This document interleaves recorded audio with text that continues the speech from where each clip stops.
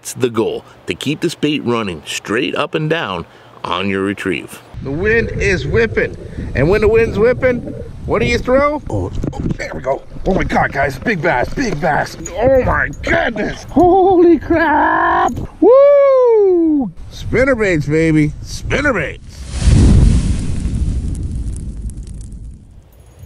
Spinnerbaits. Is there a more iconic bass fishing lure than a spinnerbait? Is there any bait out there that screams bass fishing louder than a spinnerbait?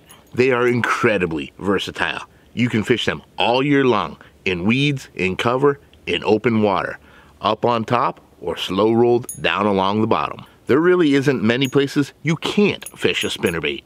And they're also incredibly easy to use. No matter what your skill level is, you can catch bass with a spinnerbait. So if you don't throw spinnerbaits, you don't have much confidence in them, or you just want to learn a little more to improve your spinnerbait game, stay tuned, because today we're going all in on the one and only, the legendary bass slayer, the spinnerbait, today on Kaptain's Corner.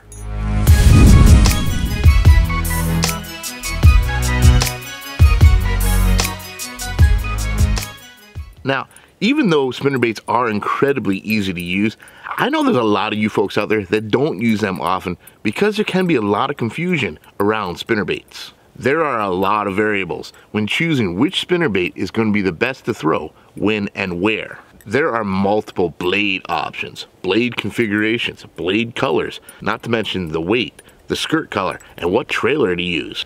But don't worry, I'm going to do what I do best, and I'm going to break it all down for you. And I promise, by the end of this video, you're going to have more confidence, more knowledge, and you will catch more and bigger bass with spinnerbaits. Spinnerbaiting in the grass, baby. There he is. I can't tell. Oh, he's a little better. Probably the best one we got today. Woohoo! That's a decent fish. There we go. Woo! Look at that, guys. He hammered that one too. There it is. There it is. A little better fish on the spinnerbait. Gotta love it. Gotta love it. Nice shoulders on him. Big fat. Beautiful fish. Beautiful fish. There we go, guys. Beautiful little bass on the spinnerbait. Woo! Yeah! Gotta love it. Now, even though spinnerbaits can be thrown just about anywhere at any time, there are definitely times and places where throwing a spinnerbait is going to be much more effective. The nature of a spinnerbait's design is that it creates a lot of commotion. Those blades spinning create thump, vibration, and flash. It is literally designed to get attention. When the conditions make it difficult for other baits to stand out, that's where a spinnerbait is going to excel. When you have conditions like wind, overcast skies, rain, even turbulent water, that's where a spinnerbait can be your greatest weapon. They're also very weedless and can be pulled through grasses and other cover extremely well, so you don't need to limit your range as much as you do with other baits. And spinnerbaits do a remarkable job of imitating baitfish, and schooling baitfish in particular. If you find yourself in a situation where all those factors come to play, throw a spinnerbait and hold on, because you will be in for an epic day of bass fishing. The weather is really starting to deteriorate. The wind is just really piling up. I flew to this little area here, and it's got a bunch of lily pads, a bunch more weed cover. It's really windy, so I'm just going to keep throwing my spinnerbait, because in the wind, there's nothing better than a spinnerbait. They are fairly weedless. Don't have to be afraid of tossing it up in there. A lot of times, you know, overcast can be a good thing. It can, you know, with the cooler temperatures, it could really trigger these bass to start moving and be on the prowl a lot more. Oh, there we go. Oh my God, guys, big bass, giant bass. Get him on. Holy, oh my God. Are you kidding me? Look what I just got. I just picked up a huge bass. Oh my God, that is a massive bass. Oh my goodness. Yeah. Holy crap. Holy crap. I was not expecting this. Oh my God. Oh my God, this is a pig. This is an absolute pig. Oh my God, it's so big. Just a huge bass. I was not. Woo! God bless Alabama. Unbelievable. Unbelievable, guys. Just a massive pig. Just huge. Let's try to get him in the water here. I've had him out long enough. Here he goes. There he goes. Oh my God. I guess the spinnerbait was the right way to go. Unbelievable. Unbelievable. Learning what conditions to look for will definitely help you improve your spinnerbait game. If it's cold, windy, overcast, you got grass and other cover, the bait fish are schooling and on the move, that's spinnerbait time, baby. If it's a bright, sunny day, the winds are dead calm and the water is flat, a spinnerbait might catch you a fish or two, but it's probably not the best choice to be throwing in those conditions. Got another one. Oh yeah, here we go.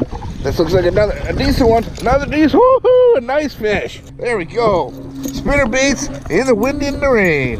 Got me another one. Long and skinny. Oh, this is a spot, guys. We got a spotted bass on this one. There it is. Beautiful. Not the giant that the other one was, but wow. Beautiful spotted bass.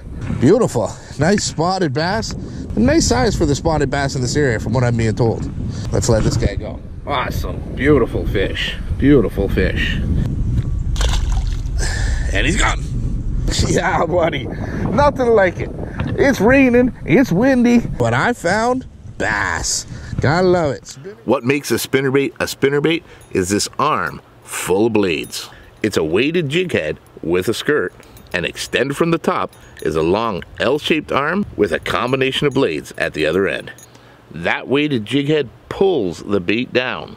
The resistance of those spinning blades in the water force the bait to stand up and keep the bait balanced, running straight up and down on that retrieve. That's the goal, to keep this bait running straight up and down on your retrieve. The commotion and flash of those blades is what gets the bass's attention, but the appearance of that skirt or body is what triggers the bass to eat.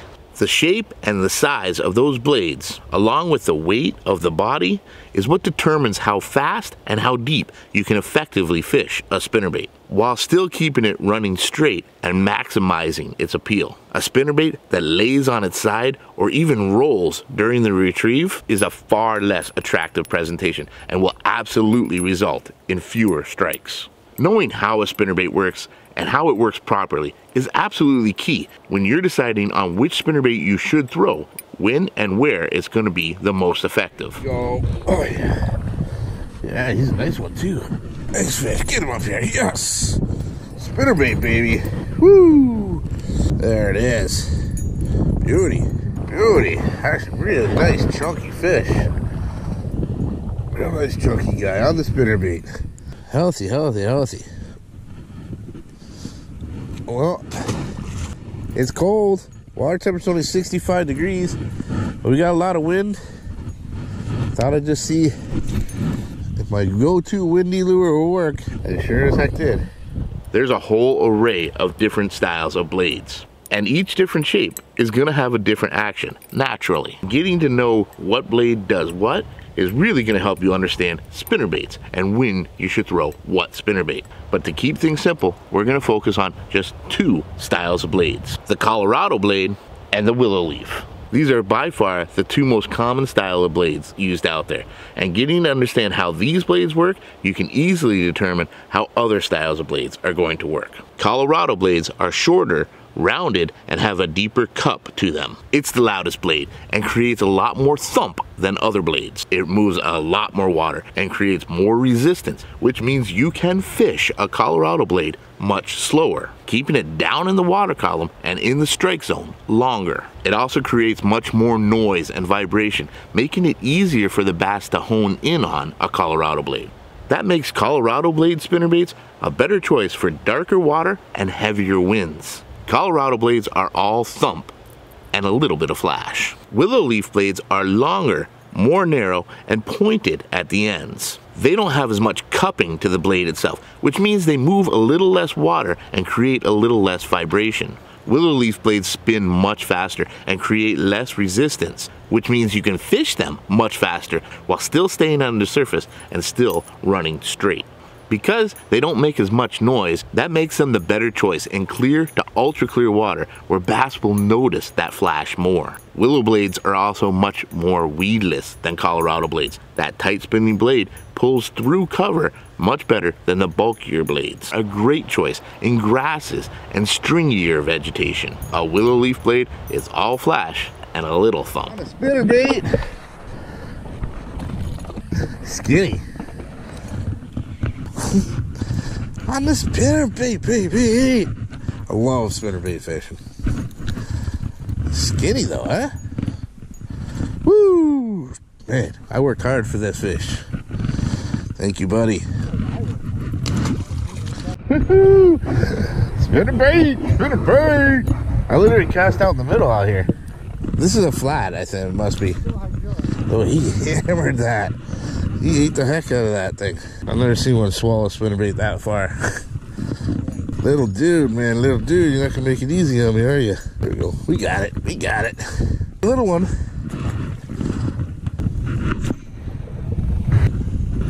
Yeah.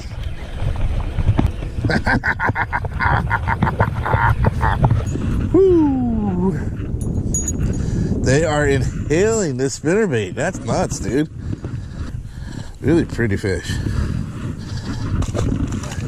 The combination of the blades is a factor to consider too. Typically, you're going to find 3 different combinations: single blade, tandem blade, and double blade. Typically, a single blade has one large blade. Its sole purpose is to make a lot of noise, move a lot of water, and make it easy for the bass to hone in on it in very low light conditions, like at night or in really muddy water. Tandem blades are a combination of 2 blade styles, either a small Colorado with a larger willow blade or a small willow blade with a larger Colorado blade. Either more flash with a little bit more thump or more thump with a little bit more flash. These make a great utility spinnerbait that can be effective in a large variety of situations. It's also a great choice for beginners just learning to use spinnerbaits. You can cover most situations fairly well without having to invest in multiple baits. A double blade is 2 of the same blade, a smaller blade followed by a larger blade. These are the most common style of spinnerbaits and also the most situational. Double-bladed spinnerbaits are the most effective spinnerbait when you know exactly what conditions you're dealing with. I mean, Colorado blades make a bigger thump and make more noise, of course, which is probably good right now because it is pretty windy. But willow blades, they make more flash than noise, and they pull through grass and stuff easier. There's not really much grass here, so.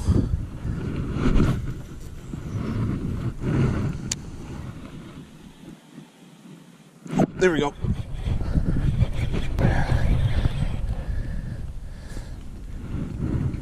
He's strong. He's nice. He's not like giant, but he is strong, man. Yeah, buddy. There it is. Woo, solid. He is solid. We're on the board, man. You're up. I figured it out. I knew spinnerbait was going to be the way. For me, anyway. There he is. Beauty. Beauty. Nice, healthy fish. You know what? I cast that willow blade forever. Got nothing.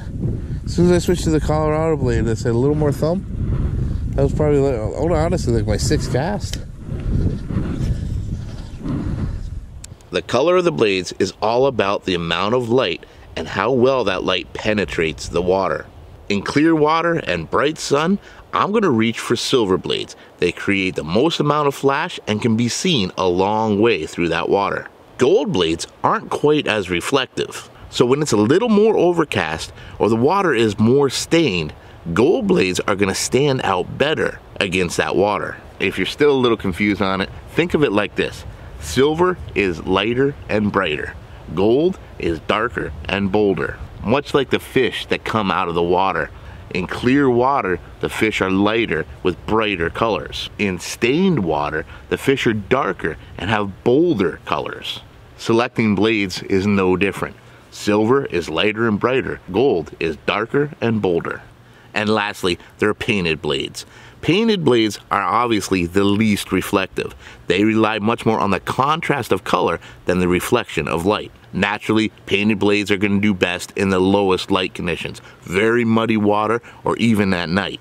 The only other time I really use painted blades is when bass are really keyed in on bait, such as bluegill or crayfish, bait that doesn't give off a lot of flash themselves. Here he goes. Oh no. Woo! My first fish today. Finally. I knew my spinnerbait. I wasn't giving up on it. Was not giving up on my spinnerbait. Thank you, son. That just made the day right there. That's just the start. That's just the start. They're coming. They're starting to hit now. We work our way, continue down here, we're going to get a bunch of these. Persistence, man. I knew it's going to pay off.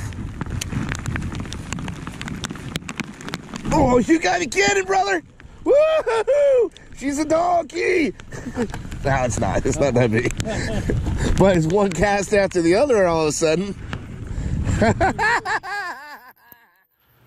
The color of the skirts are actually very simple. Much like many other baits, you want to do your best to try to match the colors to the forage in that lake you're fishing, and also to the water clarity itself.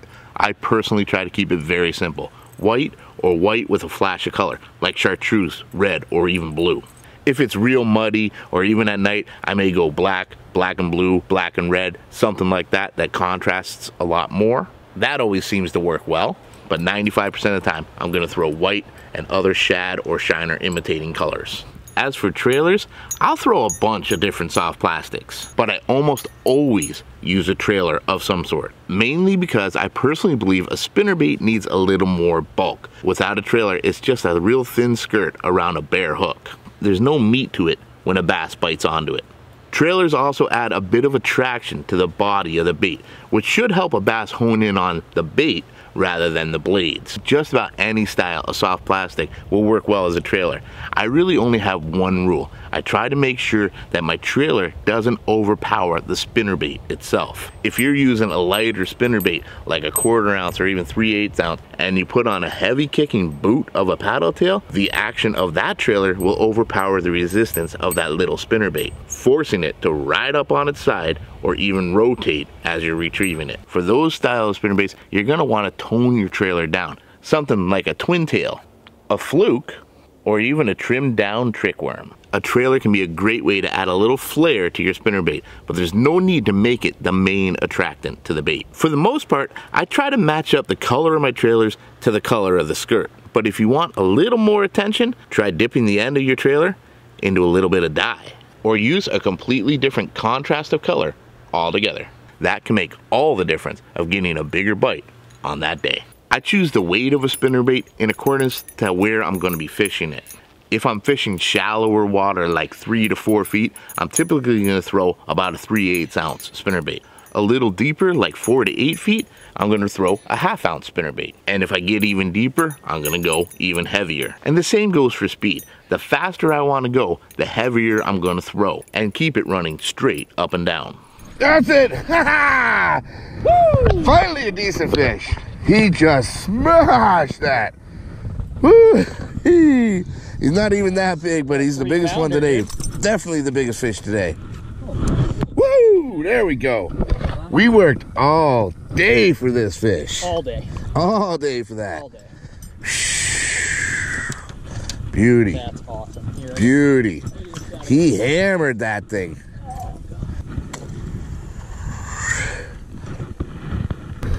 All right, sweetheart. Thank you. There it is. Woo! Yeah, buddy. That was a sick eat, though. Pulled it through all that thick stuff. Must have followed it right next to the boat. Decided to take it.